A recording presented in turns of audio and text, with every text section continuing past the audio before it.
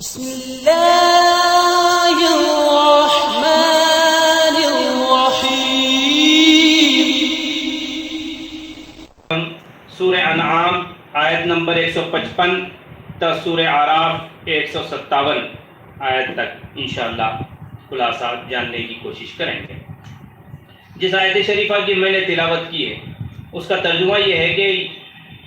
یہ کتاب ہے جو نازل ہوئی ہے، مبارک ہے، فاتبعوا پس اس کی اتباع کرو، واتقوا اللہ سے ڈرتے رہو، لعلکم ترحمون تاکہ تم پر رحم کیا جائے۔ یہ کتاب جو نازل کی گئی ہے حضرت محمد مصطفیٰ صلی اللہ علیہ وسلم پر، یعنی قرآن حکیم فرقان العظیم، یہ کتاب مبارک کتاب ہے۔ جس ماہ میں یہ کتاب نازل ہوئی وہ ماہ سیام مبارک مہینہ ہے، شہر مبارکہ کہا گیا۔ جس رات میں نازل ہوئی وہ رات لیلۃ القدر کے نام سے موسوم ہوئی، اور لیلۃ مبارکہ بھی نام آیا ہے قرآن مجید میں۔ دراصل یہ کتاب برکت والی کتاب ہے۔ یہ کتاب آئی ہے اس لیے کہ لوگوں کو برکت نصیب کرے۔ علامہ ابن تیمیہ فرماتے ہیں قرآن مجید کے نزول کے دو مقاصد ہیں۔ ایک مقصد اصلاح معاش یعنی معیشت درست کرنے کے لیے آئی، فراوانی دینے کے لیے آئی ہے، راحت دینے کے لیے آئی ہے، سکون دینے کے لیے آئی ہے، امن و چین دینے کے لیے، عدل و قسط قائم کرنے کے لیے آئی ہے، بظاہر دنیا کو درست کرنے کے لیے آئی ہے، احوال دنیا کو درست کرنے کے لیے آئی ہے۔ تو دوسری طرف اصلاح معاد کے لیے آئی ہے۔ اصلاح معاد کے معنی آخرت کو درست کرنے، اس دنیا کے بعد کی زندگی کو درست کرنے، آخرت کی زندگی کو درست کرنے کے لیے آئی۔ سامعین اکرام، سورہ انعام کی یہ 156ویں آیت ہے جس کی میں نے تلاوت کی،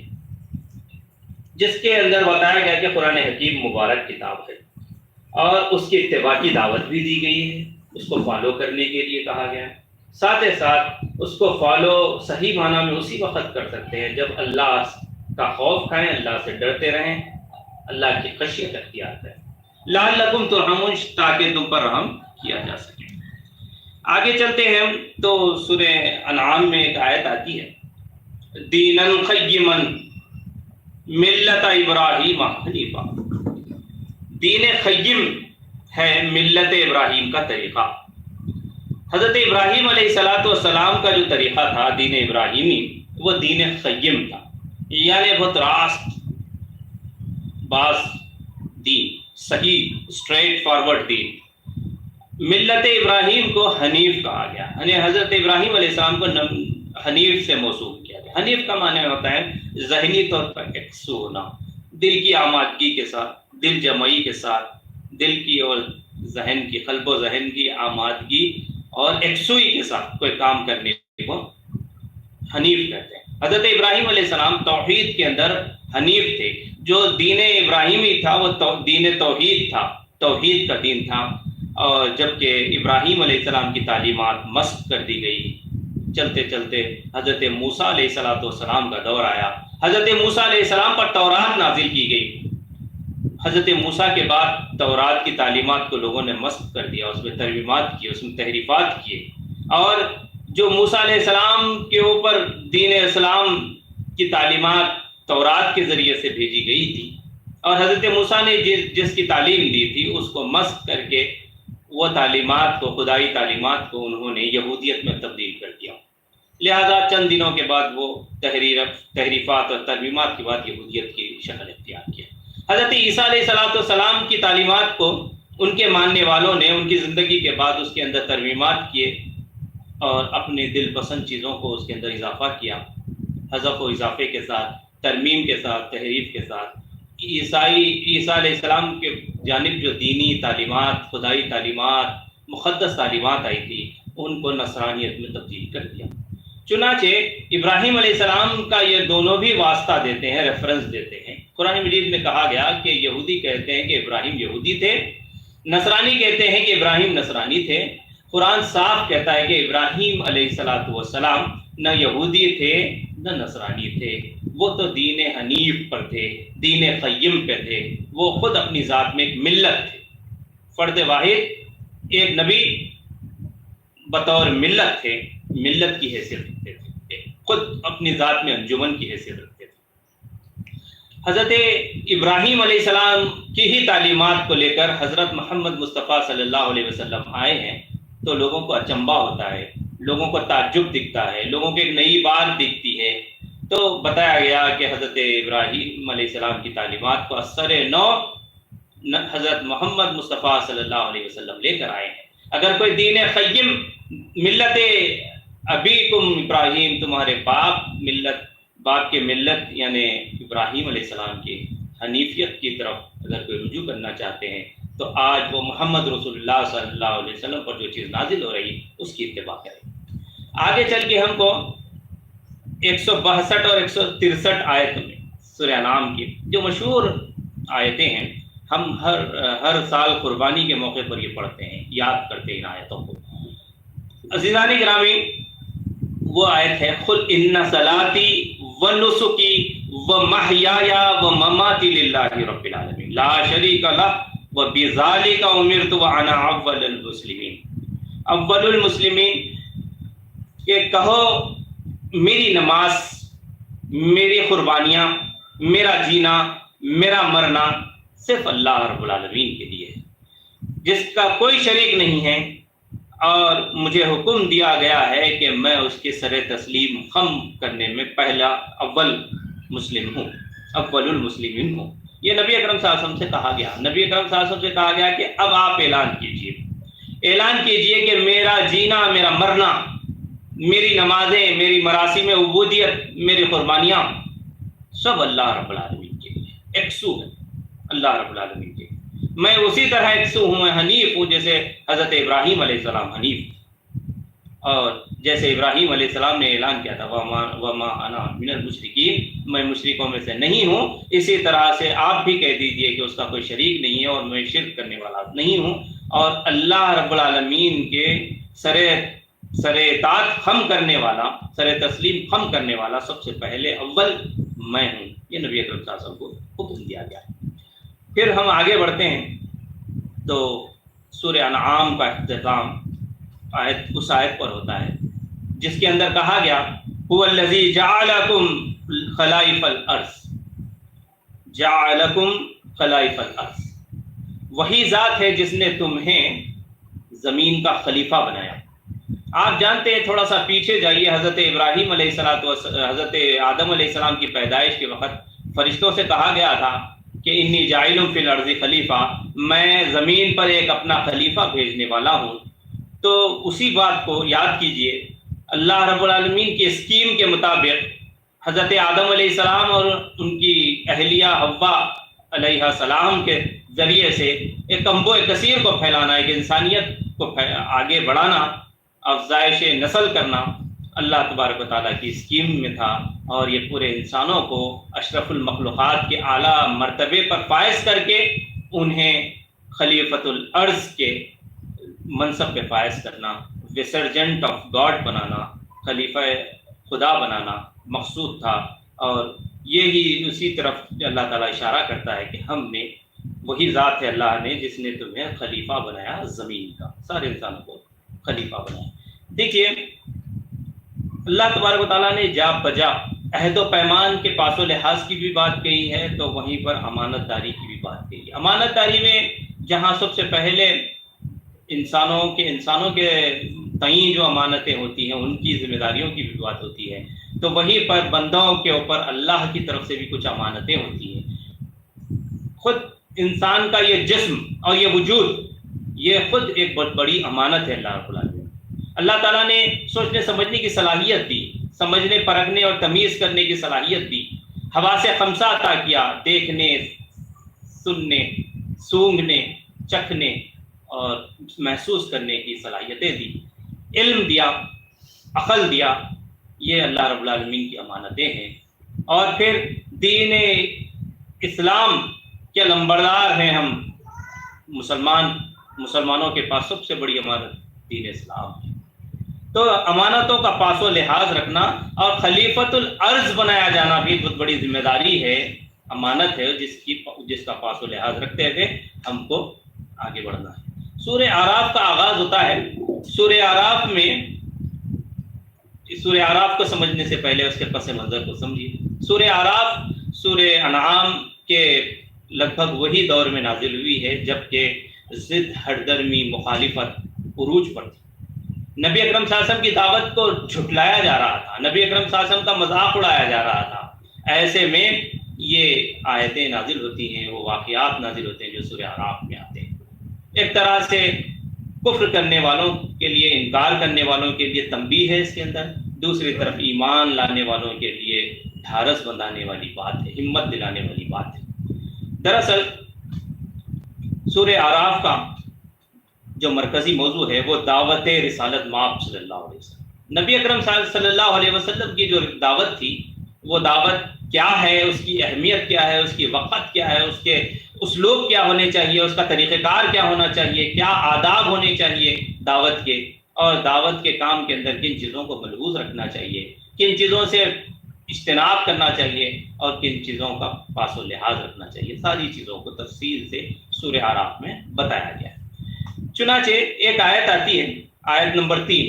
سورہ اعراف کی، اتبعوا ما انزل الیکم من ربکم ولا تتبعوا من دونہ اولیاء قلیلا ما تذکرون. اتباع کرو جو آپ پر نازل ہو رہا ہے آپ کے رب کی طرف سے، ولا تتبعوا، اور اتباع نہ کرو اللہ کو چھوڑ کر دوسروں یعنی غیر اللہ کی اتباع نہ کرو، اللہ ہی کی اتباع کرو. قلیلا ما تذکرون، بہت کم ہی تم نصیحت پکڑتے ہو، کم ہی نصیحت حاصل کرتے ہو. اس کے اندر یہ بتایا گیا کہ ہر زمانے میں جب نبی آیا، رسول آیا اللہ کی جانب سے اللہ کے پیغام کو بندوں تک پہنچانے، تو بندوں میں سے انبوء کثیر نے، ایک بڑی تعداد نے انکار کیا، بہت قلیل تعداد نے اس کو قبول کیا اور حمایت و نصرت کی. چنانچہ کہا گیا کہ اب قرآن مجید نبی اکرم صلی اللہ علیہ وسلم پر نازل ہو رہا ہے، اس کی اتباع کرنے میں تمہاری نجات ہے، اسی میں تمہاری کامیابی ہے، دنیا کی بھی کامیابی اور آخرت کی بھی کامیابی. اس سے ہٹ کے کسی اور چیز کی اتباع کرو گے تو پھر تمہاری کامیابی نہیں ہوگی. کسی صحابی نے اللہ کے رسول صلی اللہ علیہ وسلم سے تورات کے پڑھنے کی اجازت مانگی تو نبی اکرم صلی اللہ علیہ وسلم نے فرمایا،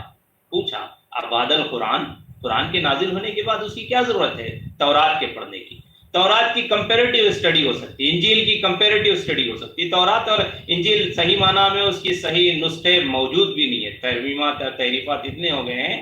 کہ اولڈ ٹیسٹمنٹ وداؤٹ امینڈمنٹس ڈھونڈنا، تلاش کرنا بہت مشکل ہے. لیکن اگر جو موجودہ کتابیں بھی ہیں جن کو آسمانی کتابیں کہا جاتا ہے، دعویٰ کرتے ہیں، اس کا بھی مطالعہ اگر کرنا ہے تو کمپیریٹیو اسٹڈی کی تو اجازت ہے، لیکن اس کے اندر ہدایت اور رشد و ہدایت کے مینار تلاش کرنا، رشد و ہدایت کے موتی تلاش کرنے کے لیے کچھ پڑھنا، اس کی اجازت نہیں ہے، کیونکہ قرآن مجید جو نازل ہو رہی ہے نبی اکرم صلی اللہ علیہ وسلم پر، اب نازل ہو چکی ہے مکمل طور پر، وہ ہمارے لیے رہتی دنیا تک کے لیے ہدایت کا سامان، ہدایت کا آخری ایڈیشن ہے، ہدایت کا سر چشمہ ہے. وہ ایسا صافی چشمہ صافی ہے جس سے تمام امراض، تمام خامیاں، کمیاں دور کی جا سکتی ہیں، صاف کی جا سکتی ہیں. آگے جو ہے ہم کو پچھلی قوموں کے واقعات بتائیں. پچھلی قوموں پر عذاب اس وقت آیا، عین عذاب اس وقت آیا جبکہ وہ رات کے وقت آرام کر رہے تھے یا دن میں دوپہر میں کھا پی کر دھوپ کے وقت سستانے کے لیے لیٹے تھے، آرام کر رہے تھے. ایسے میں اللہ کا عذاب آتا ہے، اس لیے کیونکہ جب اللہ کا پیغام آیا تھا، اللہ کی دعوت آئی تھی، اللہ کی طرف سے نبی آیا، اللہ کی طرف سے رسول آیا اور انہوں نے اللہ کی طرف بلایا، تو یہ لوگ اپنی دنیا میں مست رہے اور اس سے روگردانی اختیار کی، اسے پس پشت ڈال دیا، مخالفت میں حد سے گزر گئے، حتیٰ کہ نبیوں کا قتل کر دیا. تو قوموں پر عذاب آ گیا. قوموں پر جب اتمام حجت ہو جاتی ہے، حجت تمام ہو جاتی ہے، جب ان کے پر واضح ہو جاتی ہے دعوت، اللہ کی بات ان پر واضح ہو جاتی ہے، نبیوں اور رسولوں کی دعوت واضح ہو جاتی ہے، اور وہ ہٹ درمی کا راستہ اختیار کرتے ہیں، مخالفت کا راستہ اختیار کرتے ہیں، نافرمانی کا راستہ اختیار کرتے ہیں، تو عذاب الہی ان کا مقدر بن جاتا ہے اور عذاب الہی آ لیتا ہے ان کو اس وقت جب کہ رات کے وقت آرام کرتے ہیں یا دن کے وقت سستانے کے لیے لیٹتے ہیں. جب عذاب آ جاتا ہے تو مجرموں کے زبان پر ایک ہی بات ہوتی ہے، قالوا انا کننا ظالمین، بے شک ہم ظالموں میں سے تھے، اپنے اوپر ظلم کیا ہم نے۔ پھر اس کے بعد سورہ اعراف میں تخلیق آدم کا وہ عظیم واقعہ بتایا جاتا ہے، اس کے ساتھ ہی شیطان اور شیطان کی کارستانیوں کا ذکر کیا جاتا ہے۔ حضرت آدم علیہ السلام کو پیدا کیا گیا، اس کے بعد ان کی جوڑی دار حوا علیہ السلام کو پیدا کیا گیا، دونوں میاں بیوی کو جنت میں رکھا گیا، اور شیطان چونکہ سجدہ نہیں کیا، سارے فرشتے سجدہ کر دیے ملائکہ، اور یہ سجدہ نہیں کیا، فسجدوا الا ابلیس، سب نے سجدہ کیا مگر ابلیس نے نہیں کیا۔ جب ابلیس سے پوچھا گیا کہ تو نے کیوں سجدہ نہیں کیا، تو اس نے کہا کہ میں بہتر ہوں،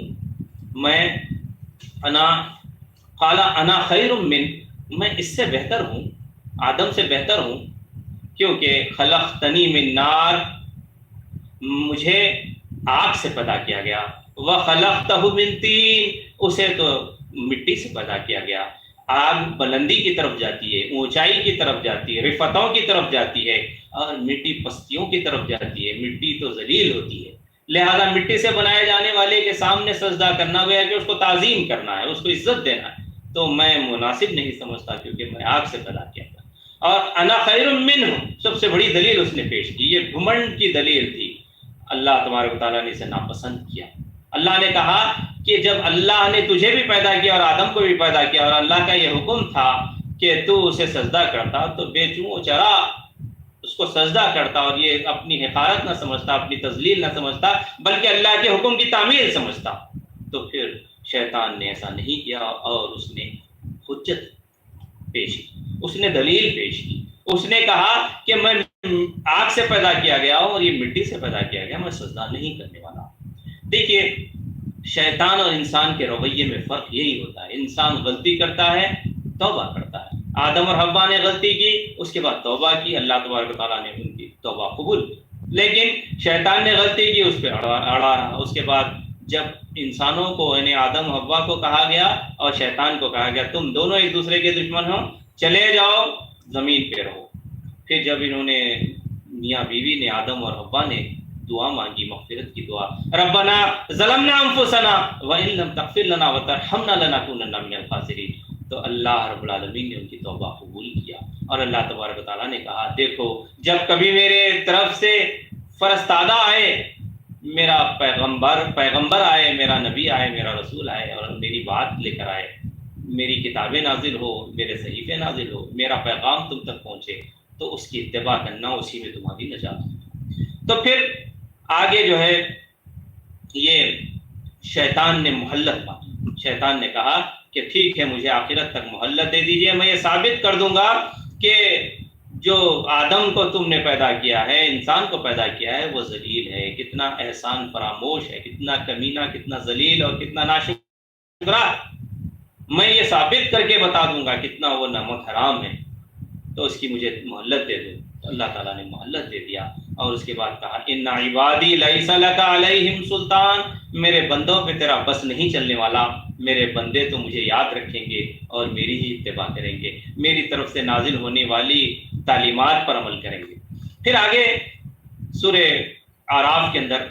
لباس کا ذکر کیا گیا۔ اب دیکھیے لباس کا ذکر کرنے سے پہلے آدم اور حوا نے شجر ممنوعہ جس سے منع کیا گیا تھا اس درخت کے پاس گئے، لوگ کہتے ہیں وہ ایپل ٹری تھا، کوئی کہتا ہے وہ گندم کا جھاڑ تھا، اس کی بحث سے ہم کو اولو الالباب کو، دانش مند لوگوں کو دور رہنا چاہیے۔ اہل ایمان اس میں نہیں پڑے رہتے کہ وہ کیا تھا یہ کیا تھا، بس حقیقت تک پہنچتے ہیں، حقیقت تک پہنچنے کا رویہ اختیار کرتے ہیں۔ حقیقت یہ تھی کہ ایک جھاڑ سے منع کیا گیا تھا، اللہ کی نافرمانی کرے، اللہ کی نافرمانی کر کے وہ جھاڑ کے پاس گئے اور اس کا پھل کھائے، تو اللہ تبارک و تعالیٰ کے حکم سے اللہ کی نافرمانی کرنے کی وجہ سے ان کے جسم سے لباس اتر گیا، اور اب وہ لگے اپنے جسم کو ڈھانکنے، پتوں سے جو چیز ملی اس سے ڈھانکنے لگ گئے، لباس اتر گیا۔ اور اس کے بعد لباس کے جو ہے لباس کے جو مقاصد ہے وہ بتایا گیا قرآن مجید میں۔ لباس سطر پوشی کے لیے پہنا جاتا ہے، لباس زینت اختیار کرنے کے لیے پہنا جاتا ہے، لباس موسم کی صعوبتوں سے اپنے آپ کو بچانے کے لیے پہنا جاتا ہے۔ یہ تین مقاصد ہے لباس پہننے کے۔ لیکن کہا گیا کہ لباس میں بہترین لباس تقویٰ کا لباس ہے۔ تقویٰ کا لباس کیا ہے؟ کیا جبہ ہے، کوئی خاص نمونے کا کپڑا ہوگا یا کچھ خاص پیمائش اور خاص جو ہے کوئی میجرمنٹ کا کوئی کپڑا ہوگا، ایسا نہیں ہے۔ تقویٰ کا لباس کا مطلب یہ ہے کہ تقویٰ کی روش اختیار کرنا ایک ایسا لباس ہے جس کو بندہ اختیار کرتا ہے تو وہ بہترین لباس ہے۔ یہ جو ظاہری لباس ہے جیسا بھی پہنے ستر پوشی ہو جائے اور مقصد پورا ہو جائے لباس کا تو بس کافی ہے، لیکن اصل لباس تقویٰ کا لباس ہے۔ تقویٰ کی روش اختیار کرے، اللہ سے ڈرتے ہوئے زندگی گزارے۔ پھر بتایا گیا کہ لوگ غلط کام کرتے ہیں اور شیطان کو غلطی کا حکم بھی دیتا ہے، غلط کاموں کو اچھا بہتر خوشنما بنا کے پیش کرتا ہے۔ تو چنانچہ خانہ کعبہ میں لوگ طواف کرتے تھے برہنہ ہو کر، ننگے ہو کر، مرد اور عورتیں ایک ساتھ ننگے ہو کے طواف کرتے تھے۔ بے شرمی کی باتیں یہ شیطان انہیں حکم دیتا تھا۔ جب ان سے پوچھا جاتا ہے کہ ایسا کیوں کرتے ہو تو وہ کہتے تھے کہ اللہ نے ہمیں ایسا حکم دیا ہے، اللہ تعالیٰ نے کہا کہ اللہ ایسا بے شرمی کا حکم نہیں دیتا، بے شرمی کی باتیں اللہ نہیں کرتا، بلکہ یہ شیطان کے بہکاوے میں آ کے، شیطان کے اکساہٹ میں آ کے ایسا کرنے لگے۔ پھر اللہ تعالیٰ نے کہا یا بنی آدم خذوا زینتکم عند کل مسجد، جب تم مسجد کی طرف جاؤ نماز کا ارادہ کرو، اللہ کے سامنے سجدہ کرنے کا ارادہ کرو، اللہ کے گھر کا طواف کرنے، اللہ کے گھر کی زیارت کرنے کا ارادہ کرو تو تم زینت اختیار کرو،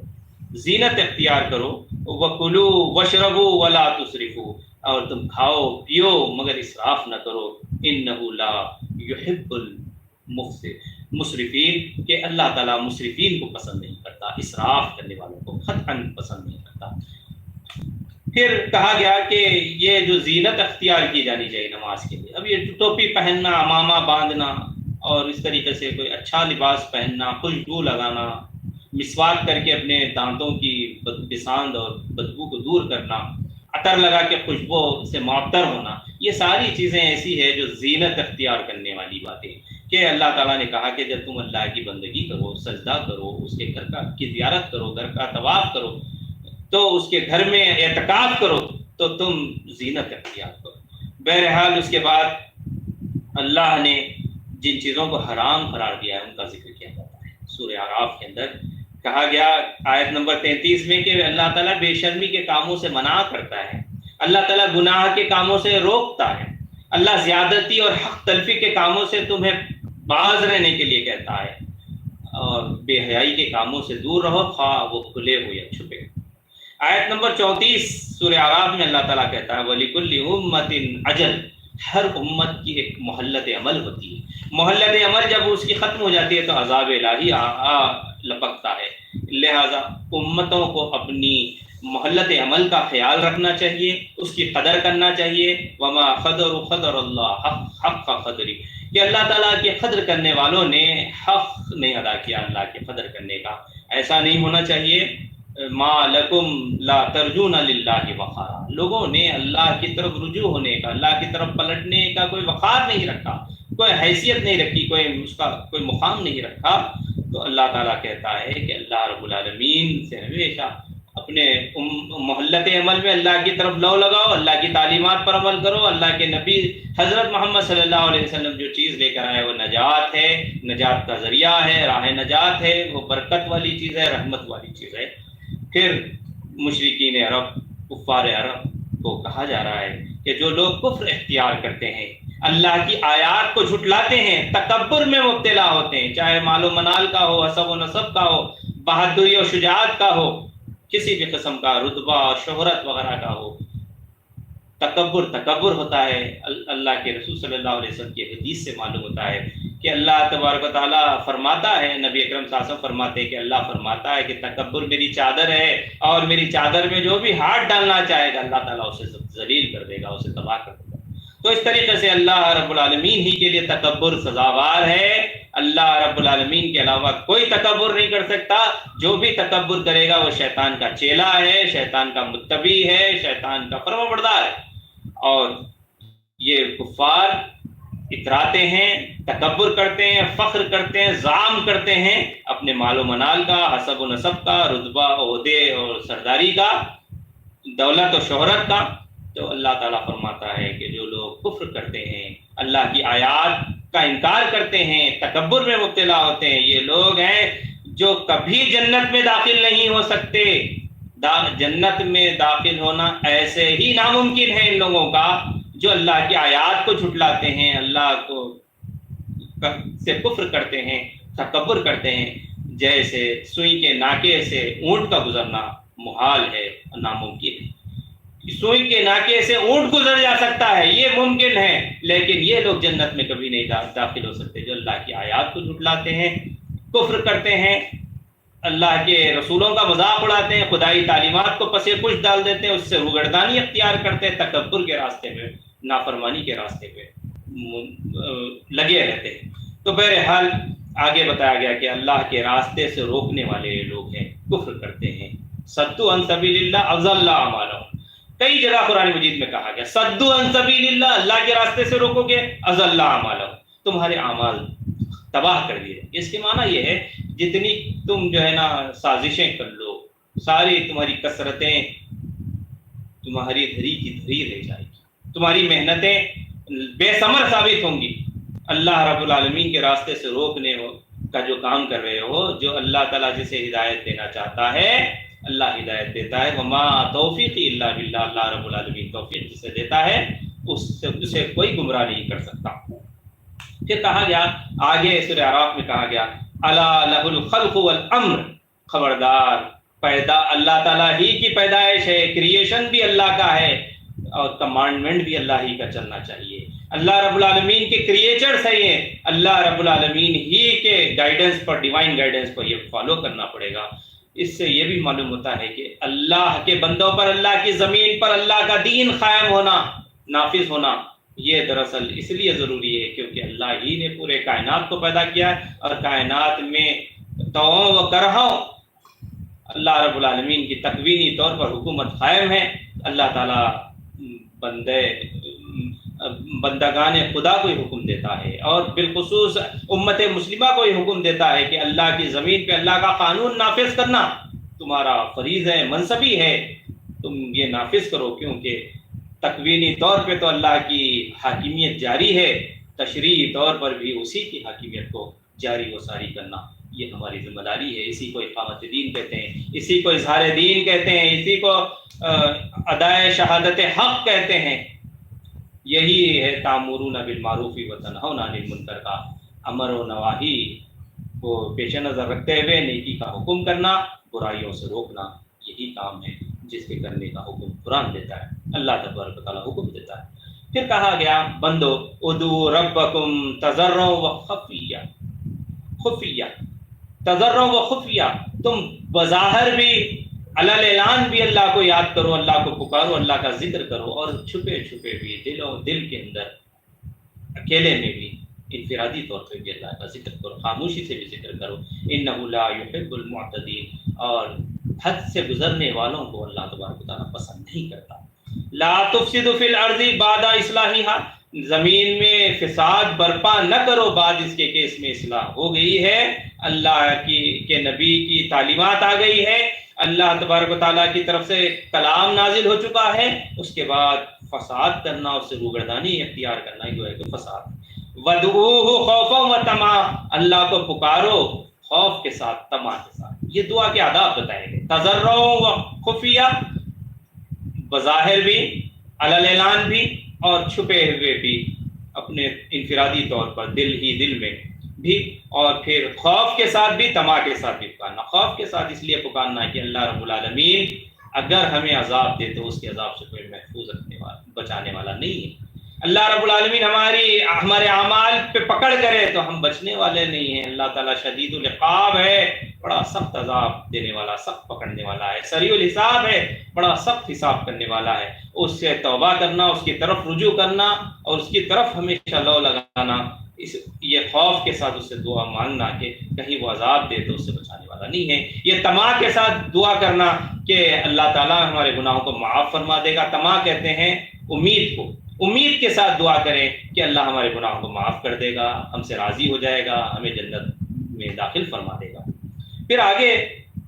آیت نمبر 56 میں سورہ اعراف کی اللہ تعالیٰ فرماتا ہے ان رحمت اللہ قریب من المحسنین، اللہ کی رحمت، بے شک اللہ کی رحمت قریب ہے محسنوں کے. جو احسان کا کام کرتے ہیں ان سے اللہ رب العالمین خوش ہوتا ہے، اللہ رب العالمین کو دوست رکھتا ہے اور اللہ کی رحمت ان پر نازل ہوتی ہے۔ اب سورہ اعراف میں قوم عاد، قوم سمود، قوم نوح، قوم لوط، قوم شعیب، اصحاب ایکا اور قوم فرعون کا ذکر کر کے اللہ تعالیٰ نے فرمایا کہ برگزیدہ انبیاء نے اپنے اپنے زمانے میں اپنی اپنی قوم کے سامنے توحید کی دعوت دی، اللہ کی فرمانبرداری اختیار کرنے کی دعوت دی، فَاعْبُدُوا اللَّهَ وَاجْتَنِبُوا الطَّاغُوتَ کی دعوت دی کہ اللہ رب العالمین پس اللہ کے بندے بن کے رہو، اللہ کی بندگی اختیار کرو اور طاغوت سے، دشمنی سے، نافرمانی سے، سرکشی سے، اللہ کی مخالفت سے، اللہ تعالیٰ کی تعلیمات سے روگردانی کرنے سے، اللہ کی تعلیمات کو پس پش ڈالنے سے باز آ جاؤ، یہ تعلیم دی۔ لیکن لوگوں نے انکار کیا، لوگوں نے نہیں مانا، تو اللہ رب العالمین کے عذاب نے انہیں ختم کر دیا۔ یہ ایک عبرت ہے، داستان عبرت اہل ایمان کے لیے، رہتی دنیا تک کے لیے یہ عبرت ہے، انسانوں کے لیے پیغام ہے کہ اللہ کے آخری نبی حضرت محمد مصطفیٰ صلی اللہ علیہ وسلم پر نازل ہونے والے کلام، خدائی تعلیمات کو اختیار کرتے ہوئے اس کے اللہ کے مسلم بن کے، بندے بن کے اگر زندگی گزارو گے، اس کی تعلیمات کے مطابق زندگی گزارو گے تو نجات ملے گی، ورنہ تمہاری داستان بھی اسی داستان، ان داستانوں کے مطابق ہوگی جو ماضی میں داستان عبرت بن گئی ہیں۔ تو اس طریقے سے پھر آگے موسیٰ اور فرعون کا واقعہ بتایا گیا۔ موسیٰ علیہ السلام آتے ہیں، فرعون سے کہتے ہیں کہ تو نے میری قوم کو غلام بنا دیا، تو نے میری قوم کو غلام بنا دیا۔ تو دیکھیے کیسا مکالمہ ہے، بہت بہترین بات ہے۔ حضرت موسیٰ جاتے ہیں فرعون کے دربار میں، تو فرعون کہتا ہے کہ تو یاد کر موسیٰ، تو نے قتل کیا تھا، تو ایک قصوروار ہے یہاں کا۔ تو فوری جو ہے حضرت موسیٰ علیہ السلام کا یہ کہنا کہ تو نے میری قوم کو غلام بنا لیا ہے، تو کوئی بظاہر ربط نہیں معلوم ہوتا۔ یہ کہہ رہا ہے کہ تم نے جو قتل کر کے یہاں سے چلے گئے تھے مدین کی طرف، وہ قتل کے تم قصوروار ہو، تمہیں سزا ملنا چاہیے۔ تو یہ جواب میں کہتے ہیں کہ تو نے میری قوم کو غلام بنا لیا ہے۔ کیا مطلب ہے؟ اصل برائی کی جڑ یہ ہے کہ تو نے میری قوم کو غلام بنا لیا، جس کی وجہ سے میری قوم کا ایک فرد تمہاری قوم کے خپتی، قوم کے آدمی کے ظلم کو برداشت نہیں کر کے آواز لگایا، میں اس کی تائید و نصرت کے لیے گیا اور قتل ہو گیا مجھ سے، ورنہ میں قتل کا کوئی ارادہ نہیں رکھتا۔ یہ بات بھی ہے۔ دوسری بات یہ کہ میں تو قتل کیا، تو نے تو پوری قوم کو غلام بنا دیا، نہ جانے کتنے بچوں کو تو نے موسیٰ کے پیدا نہ ہونے کے ارادے سے قتل کر دیا، اور بنی اسرائیل کے بچوں کو تو نے قتل کر دیا، اور بچیوں کو تو رہنے دیا تاکہ تیری باندی بن جائے، خادم بن کے رہ جائے، خادمہ بن کے رہ جائے۔ تو یہ بہت بڑا قصور تو نے کیا ہے، میرا قصور تیرے قصور کے سامنے کچھ بھی نہیں۔ اس کے علاوہ ایک اور بات ہے، نبی کے انداز میں، رسول کے انداز میں، نبوت کے اینگل سے دیکھا جائے تو یہ بات ہے کہ میں اس لیے نبی بنا کے بھیجا گیا ہوں کہ اللہ کا پیغام بندوں تک پہنچاؤں اور بندوں کو راحت و چین کی زندگی بھی نصیب کروں۔ وہ کیسے راحت و چین اور امن و چین کی زندگی انہیں نصیب ہو سکتی ہے جبکہ وہ غلامی میں مبتلا ہے؟ تو میری قوم کو غلامی سے آزاد کر دے، نجات دلا دے۔ یہ مطالبہ کرتے ہیں موسیٰ علیہ السلام۔ موسیٰ علیہ السلام دو معجزے بتاتے ہیں، ہاتھ بغل میں ڈالتے ہیں، سیدھا ہاتھ نکالتے ہیں تو چمکنے لگتا ہے، اپنے ہاتھ میں جو عصا ہوتا ہے پھینکتے ہیں تو وہ سانپ بن جاتا ہے۔ تو فرعون کہتا ہے تو ہم بھی کر سکتے ہیں، جادوگروں کو بلایا جاتا ہے، مقابلہ ہوتا ہے، جادوگر اپنے اپنے عصا پھینکتے ہیں، وہ سانپ بن جاتے ہیں۔ حضرت موسیٰ علیہ السلام اپنا عصا پھینکتے ہیں، وہ اژدہا بن جاتا ہے، سانپوں کو نگل جاتا ہے۔ اس کے بعد جادوگر سمجھ جاتے ہیں کہ یہ جادو نہیں ہے، کوئی خدائی کمال ہے، لہٰذا وہ حضرت موسیٰ علیہ السلام پر ایمان لا لیتے ہیں۔ اس کے بعد جادوگروں کو سزا دی جاتی ہے، اور مگر وہ جادوگر ایمان سے نہیں پھرتے۔ یہاں پر بھی عبرت ہے، اہل ایمان کو ہر حال میں ایمان پہ برقرار رہنا چاہیے، حالات کیسے بھی ہو، جان پر بھی بنائی، جان کا دھوکہ بھی ہو، تب بھی ایمان کے اوپر قائم رہنا۔ یہ جادوگروں کے واقعے سے ہمیں سبق ملتا ہے۔ پھر بعد میں یہ ہوا کہ حضرت موسیٰ علیہ السلام تورات لانے کے لیے گئے، اللہ کے احکامات اور تعلیمات لانے کے لیے گئے۔ اتنے میں حضرت ہارون علیہ السلام کو وہاں کا مقام کا ذمہ دار بنایا گیا قوم کا۔ سامری آیا، بچڑے کو بنایا اور پوجا کیا، لوگوں سے سونا مانگا اور سونے کا بچڑا بنایا، اس میں سے عجیب قسم کی آوازیں آتی تھی اور وہ اس کی پوجا کرنے لگے۔ قوم توحید اور اللہ کی بندگی وحدانیت کو چھوڑ کے وہ شرک میں پڑ گئے۔ جب آئے موسیٰ علیہ السلام کو بہت غصہ آیا، انہوں نے الوان کو جو تختیاں تھی پھینک دیا، تختیاں ٹوٹ گئی، اور پھر جب ان کو غصہ ٹھنڈا ہوا تو حضرت اللہ تعالیٰ نے کہا، وہ کلیم اللہ تھے، اللہ سے بات کرنے والے تھے، اللہ نے کہا موسیٰ تم قوم کے 70 لوگوں کو لے کر آؤ کوہ طور پر، پھر ہم تمہیں پھر سے تختیاں نئی تختیاں دیں گے۔ پھر تختیاں دیا گیا اور وہ 70 نمائندوں کو توبہ اور استغفار کے لیے بھیجا گیا کہ پھر آئندہ شرک نہیں کریں گے، بچڑے کی پوجا نہیں کریں گے۔ پھر وہ اس طریقے سے وہ واقعات بتا کے سورہ اعراف میں اللہ تبارک و تعالیٰ کہتا ہے رحمت کے مستحق تو وہ لوگ ہیں جو نبی کی دعوت پر لبیک کہتے ہیں، اس کی اطاعت اور اس کی پیروی اختیار کرتے ہیں، نبی کا حکم مانتے ہیں، نبی نے جن چیزوں کو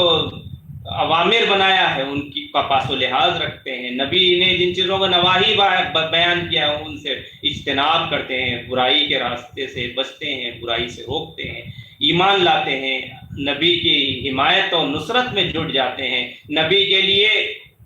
مان لگانے اور جان لگانے کے لیے تیار ہو جاتے ہیں، جو اللہ کی طرف سے نازل کردہ کلام ہے اس کی پیروی کرتے ہیں تو اللہ کے رحمت کے مستحق قرار پاتے ہیں۔ اللہ تبارک و تعالیٰ سورہ اعراف میں جو پیغام رکھا اسے ہمیں حاصل کرنے کی توفیق عطا فرما۔ بارک اللہ لی ولکم فی القرآن العظیم وآخر دعوانا الحمد للہ رب العالمین۔ جزاک اللہ خیر۔ السلام علیکم ورحمۃ اللہ